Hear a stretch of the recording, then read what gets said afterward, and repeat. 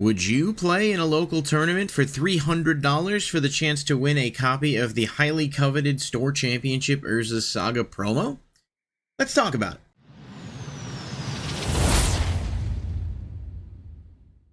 What's going on, everybody? Thank you so much for being here. I do appreciate each and every one of you taking the time to watch, and if you do enjoy the video, be sure to hit that like button and subscribe, and then click the bell icon to stay notified when new videos are posted. But today I want to talk about something a little bit different that I discovered while browsing Reddit. Of course, I'm checking daily to see if we get any early spoilers for Duskmourn. Surprisingly, there haven't been any leaks or anything, which is obviously a good thing because it's nice to have it cool down, but we do know Duskmourn spoilers will be starting next week, so there will be a lot to look forward to in that regard. What I want to talk about in the video today is actually something interesting regarding an LGS in Florida that was, I guess, allegedly looking to charge $300 for entry into a store championship. I want to provide some additional context here, but the main reason I'm making this video is because people seem to be very divided on the overall idea behind this, and I'd love to know what you guys think, because my thoughts on it are definitely kind of more in favor of the store, but let's sort of break it down a little bit here before we get there and talk about why this is so significant.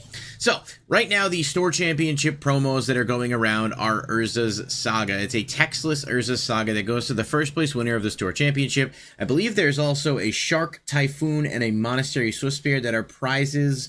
The Monastery Swiftspear, I believe, is just an entry prize, and then the Shark Typhoon is for, like, people who place in the championship. And I believe the Store Championship format varies, but I think it's standard right now.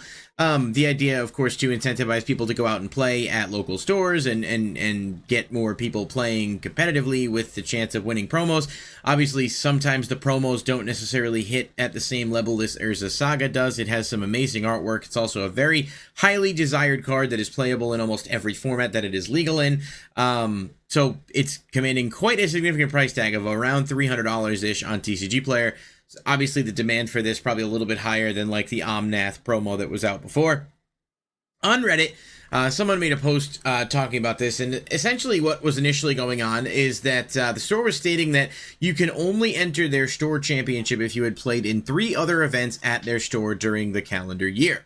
The individual who on X or Twitter or whatever, and I'll post a screenshot of it here. I don't know who this person is. I'm just kind of reading and reacting to what's there. The individual posted that they had reached out to the store, and the store responded basically saying, you know, they were saying, hey, like, what's going on with your policy? I don't play here often, but I want to come and play. And the store responded saying, hi, our store championship is open to all participants, but what we may be trying for this event is offering a discount entry for players who have played in multiple events with us this year. This discount is applied to the entry fee of $300 for the store championship. Please feel free to reach out if you have any further questions. Now, from what I was able to gather doing some research into this video, Wizards does not have a policy in place explicitly on what a store can charge for the store championship. Typically, when I've played in one, it was like $10 per person, but depending on, you know, other pricing that you're adding and things of that nature, as far as I know, and I'm just, again, I could be wrong, but this is what I've seen from a few sources, there is nothing explicitly outlined in the policy that says you can't charge, you know, whatever amount you'd like for the store championship. What the policy does seem to suggest is that exclusion is very much not okay. So to say, you know, only people who have played here at 3 other events, you actually can't come in here and play in this event at our store, that is technically going against policy. Now, where that comes into play, of course, is that this tournament or store championship was actually advertised at one point on the Wizards event locator, so it showed this store, and that's how the person actually ended up finding it and reaching out and saying, you know, hey, what's going on? When's the event? I don't know. He didn't specify specifically there, but it seems like he was basically trying to get, you know, a word on like what was going on, you know, being someone from out of town.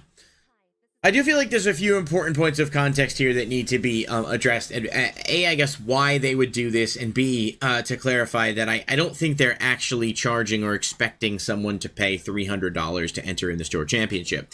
It seems like the idea behind this, based on my knowledge of, you know, the way a lot of game stores are run and the way some people tend to act with events like this, is more so that they're trying to discourage people who never come to the store, who know that there's a very valuable promo that could be won, from coming in and playing, you know, and taking the store championship promo out of the possibility of people who are regularly part of the community that play to win. If you have some, I don't want to say tryhards, but it sometimes unfortunately does apply, but we'll just call it, competitive players or spikes, who will come and play just to get the championship and then leave, where your normal community may be playing a bit more casually, or perhaps you have a lot of regulars who come in and they don't, you could add 1,000 different reasons as to what might cause someone not to be able to afford to, to build the best possible deck and come in and play. But imagine if you go to this store every week and you play, and then a bunch of people from out of town come in and they play, they really high power level decks or what have you, and they win and they take the promos and then they leave and they never come back,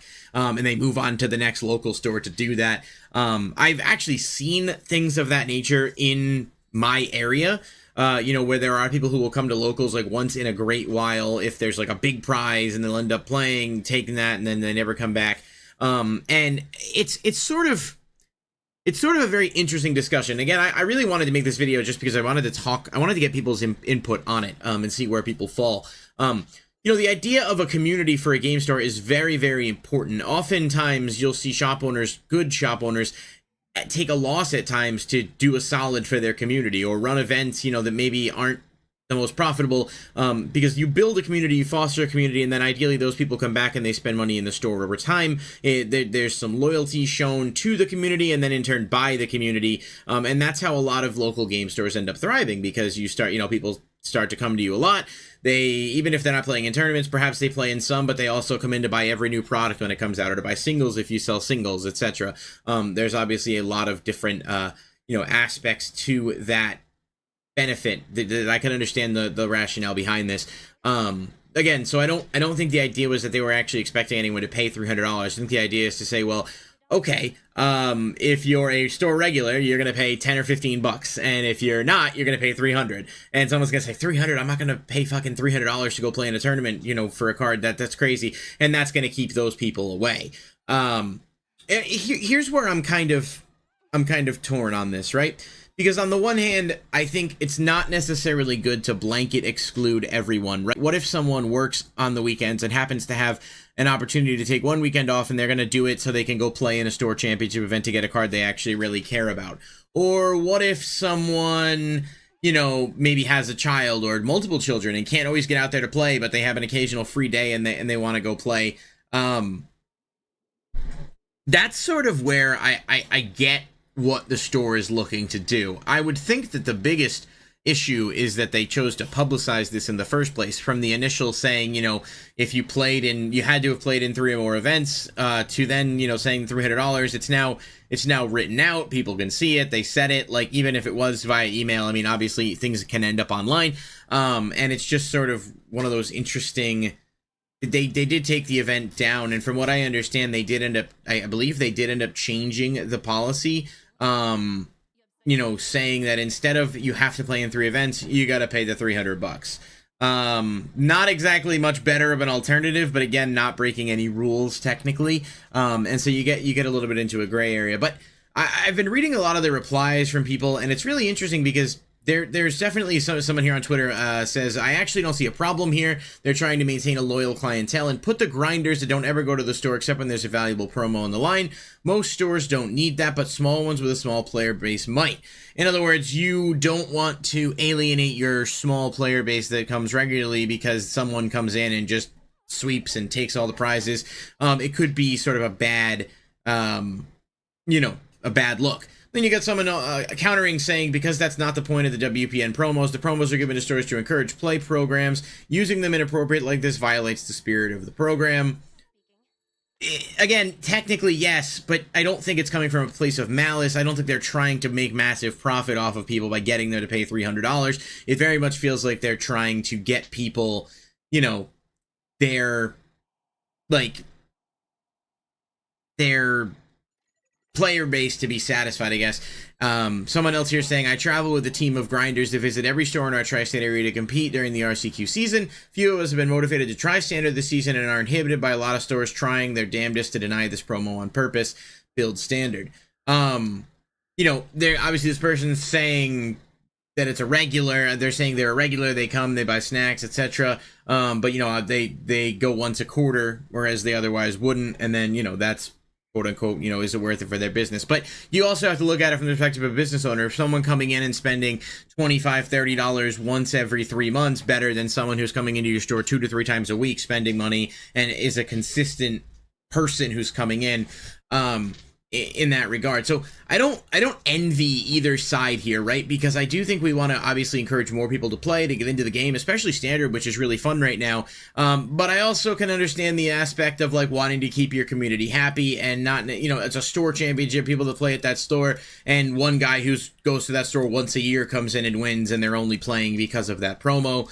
I think at its core, these events and these promos are really designed in a way that they should be able to help the store draw in more traffic so that those people come in and play, those people become parts of the community, we get more people playing paper Magic. But at the same time, if they're not sticking around and they're just coming in once, it's not really accomplishing what I think its desired goal would be. And so I really do sort of see what the idea is to kind of discourage that. I just don't necessarily think that this store went about it in the smartest way, and I also don't think that you're going to please everybody, because no matter what, you're going to have people that are either upset that they're doing this or upset that they're not.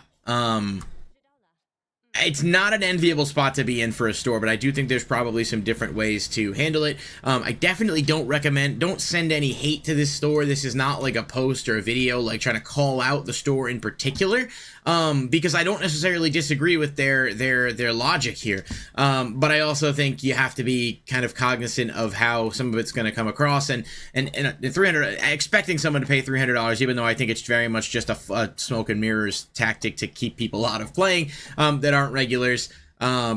It's just not the best look, and obviously, you know, it creates, I think, more problems than it solves. But I don't know what the solution is. I don't know if you guys have experiences with your own locals, whether it's this store championship or previous ones. I'm genuinely just curious what people think. So let me know what you guys think in the comment section down below on this video, and yeah, I'll catch you in the next one. Peace.